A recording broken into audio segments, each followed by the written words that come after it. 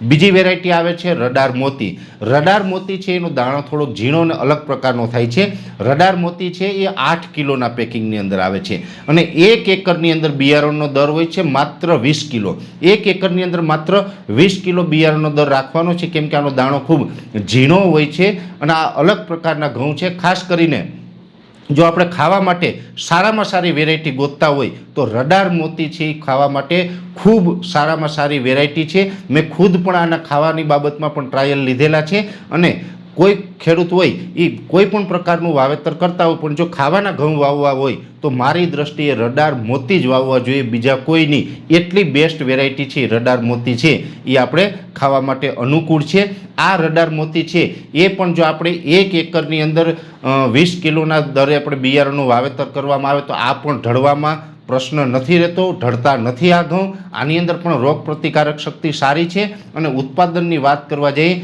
તો એવરેજ 1 એકરની અંદર આનું 70 થી 75 મણ સુધીનું ઉત્પાદન આપણે લઈ શકાય છે।